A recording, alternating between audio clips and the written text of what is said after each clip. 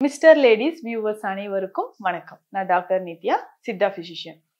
நம்ம உடல்ல வாதம் அப்படின்னு சொன்னா 80 வகையான வாதம் இருக்கு. இந்த வாதத்தில் பாதிப்பு ஏற்பட்டு வாத நோய்கள் நமக்கு ஏற்படும் போது, வாத நோய்கள் நமக்கு ஏற்படுதுன்னா ஒவ்வொரு வாதத்திற்கும் ஏற்ற மாதிரியான வலிகள் நமக்கு தெரியும். ஒவ்வொரு வாதத்திற்குமே ஏற்ற மாதிரியான வலிகள் அப்படின்னா கொஞ்சம் குடைச்சல் இருக்கிற மாதிரியோ, மூட்டுக்கள்ல அதிகமான வலி இருக்கிற மாதிரியோ, தசைகளில் பிடிப்பு இருக்கிற மாதிரியோ நமக்கு தோணும். தசை பிடிப்பு, மூட்டுக்களில் வலி, இது எல்லாமே நமக்கு வாதம் சம்பந்தப்பட்டு வரக்கூடிய பிரச்சனை தான். எப்போதுமே உடல்ல ஒரு வலி இருந்துகிட்டே இருக்குங்க. எனக்கு குத்துற மாதிரி ஒரு வலி இருக்கு, குடைச்சல் இருக்கு அப்படின்னு சொல்லுவாங்க.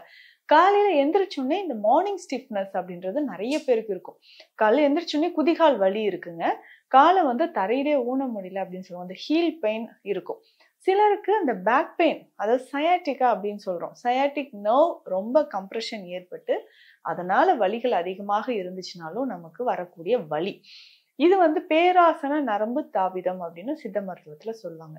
இந்த வலி பார்த்தோம்னா இடுப்பில் இருந்து நமக்கு தொடையோட பின்பகுதி, காஃப் மசில்ஸ், குதிகால் வரைக்கும் அதிகமான வலி தெரியுது. இதை தொடர்ந்து நம்ம வலி இருந்துகிட்டே இருந்துச்சுன்னா நடக்கவே முடியாத மாதிரி ஒரு வலி இருக்கும். இதனால என்ன ஆகும்னா இந்த வலி அதிகமாகி உடல்ல ஒரு உள்காய்ச்சல் இருக்கிற மாதிரியே இருக்கும். எப்பவுமே ஒரு காய்ச்சல் இருக்கிற மாதிரி, உடல் சூடா இருக்கிற மாதிரி ஒரு உணர்வு இருக்கு அப்படின்னு சொல்லுவாங்க.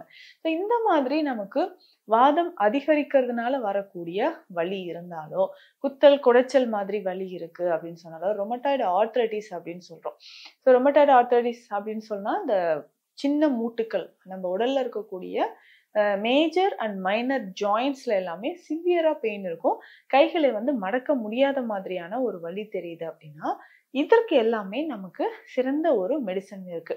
பொதுவாக இப்போ மழை காலங்கள்லாம் பார்த்தோம்னா அடிக்கடி சளி பிடிக்கிற மாதிரி ஒரு உணர்வு இருக்கும். திடீர்னு காய்ச்சல் வருது, சளி பிடிக்குது அப்படின்னு சொல்லுவோம்.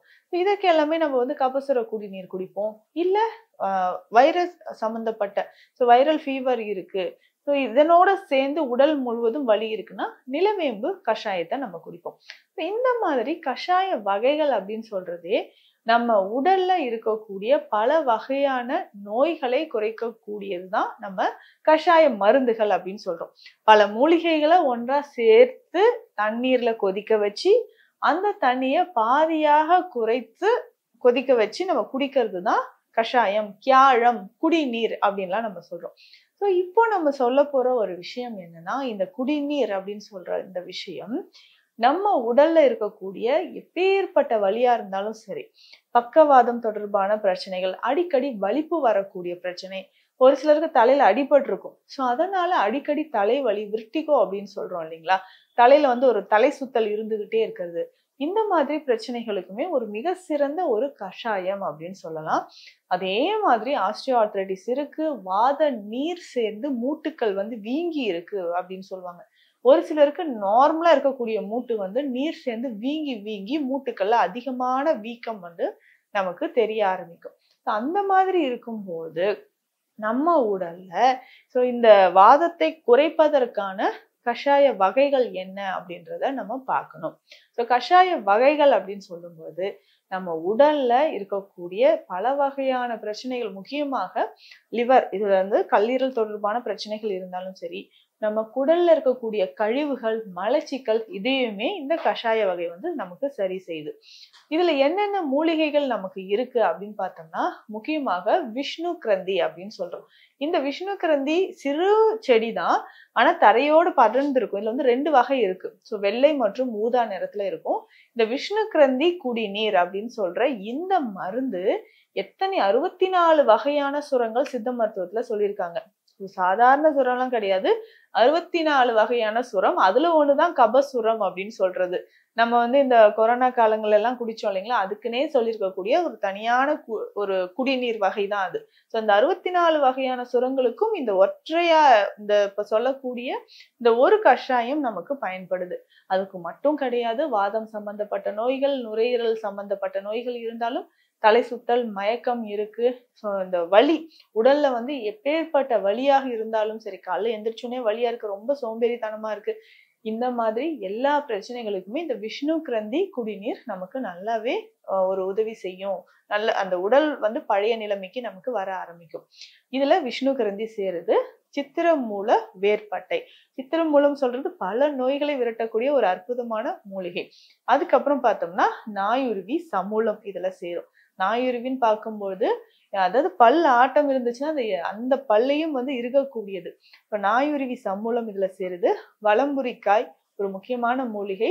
மரமஞ்சள், திப்பிலி, கோஷ்டம், அதிவிடயம், அதிமதுரம், அக்ரஹாரம், செவ்வியம், இந்த மூலிகைகள் எல்லாமே இதுல சேர்ந்து இருக்கிறதுனால நம்ம உடல்ல இருக்கக்கூடிய பல நோய்களை இதுல குணமாகுது. முக்கியமாக இதுல இன்னொரு மூலிகை அப்படின்னு பார்த்தோம்னா நிலவேம்பு. எப்படி நமக்கு விஷ்ணு கிரந்தி இதுல உடல்ல இருக்கக்கூடிய பல நோய்களை தீர்க்குதோ அதே மாதிரிதான் நிலவேம்பு. நிறைய கசப்பு இருந்தாலும் நம்ம உடல்ல இருக்கக்கூடிய அந்த வைரஸ் கிருமிகளை அகற்றக்கூடியது முக்கியமான ஆற்றல் நிலவேம்புக்கு இருக்கு. இந்த கஷாயத்தை உடல் வலி இருக்கிறவங்க, சர்க்கரை நோய் இருக்கவங்க குடிக்கலாமா? தாராளமாக குடிக்கலாம். இதனால சர்க்கரை நோயும் நமக்கு குறைவதற்கு, அதாவது பிளட் சுகர் லெவல் குறையறதுக்கும் இந்த கஷாயம் எடுத்துக்கலாம். ஏன்னா சர்க்கரை நோய் நிறைய பேருக்கு உடல் சோர்வு இருக்கும், உடல் எடை இழப்பு இருக்கும், கால் பாதங்கள்ல வந்து ஒரு மதமதப்பு இருக்கும். ஸோ இது எல்லாமே நமக்கு சரியாகணும் அப்படின்னா இந்த கஷாயத்தை நம்ம குடிச்சுக்கலாம். இப்போ நான் சொன்ன இந்த கியாழம் ஒரு நாளைக்கு 2 வேளை குடிக்கணும். நான் சொன்ன மாதிரி யார் யாரெல்லாம் குடிக்கலாம்னா, உடல்ல அதிகமான வலி இருக்கிறவங்க, வேதனை இருக்கிறவங்க, சரியா உணவு சரியாமை, சர்க்கரை நோய் இருக்கிறவங்க, உடல் முழுவதும் தீராத வலி, எதனால எனக்கு வலி ஏற்படுதுன்னே தெரியலன்னு சொல்றவங்க. ஸோ இந்த மாதிரி இருக்கக்கூடிய நபர்களுக்கு எல்லாமே இந்த கஷாயம் ரொம்ப ரொம்ப பெஸ்ட். அதாவது கியாழம் அப்படின்னு சொல்லுவோம். விஷ்ணு கரந்தி கியாழம், விஷ்ணு கரந்தி குடிநீர் அப்படின்னு சொல்லலாம். இது வந்து நம்மளுடைய சித்தா ஃபார்மசிலே இருக்கும். நம்ம கிட்டயும் ஸ்பெஷல் மெடிசனா இந்த இருக்கு. இப்ப நான் சொன்ன மூலிகைகள் எல்லாமே சம அளவு சேர்த்து நீங்களும் வீட்டிலேயே கூட ரெடி பண்ணிக்கலாம். இந்த கியாழம் நான் சொன்ன மாதிரி தாங்க முடியாத வலி இருக்கிறவங்க ஒரு 2 ஸ்பூன் எடுத்து கிட்டத்தட்ட 5 கிராம் அளவுக்கு போட்டு 3 கிளாஸ் தண்ணீர் விட்டு நல்லா கொதிக்க வைக்கணும். பாதி அளவா குறையணும். அது 3 கிளாஸ்னா 1 டம்ளர் வர வரைக்கும் கொதிக்க வச்சு வடிகட்டி அதுக்கப்புறம் இந்த கஷாயத்தை குடிக்கணும். காலை இரவு 2 வேளையும் உணவுக்கு பின் நம்ம இந்த கஷாயத்தை குடிச்சிட்டு வரணும். இது வந்து பொதுவாகவே இந்த மயஸ்தீனியா கிராவிஸ் அப்படின்னு சொல்லக்கூடிய நோய்க்கு, பார்க்கின்சன் டிசீஸ் அப்படின்னு சொல்லக்கூடிய நடுக்குவாதம், ரொமட்டாய்டு ஆர்த்ரைட்டிஸ் அப்படின்னு சொல்லக்கூடிய சரவாங்கி, முடக்குவாதம், இந்த மாதிரியான பிரச்சனைகளுக்கும், டயபிட்டிஸ் மெலிட்டஸ் இருக்கக்கூடிய நபர்களுக்கும், சர்க்கரை நோய் இருக்கக்கூடிய நபர்களுக்கும் இந்த கஷாயம் ரொம்ப ரொம்ப சிறந்தது.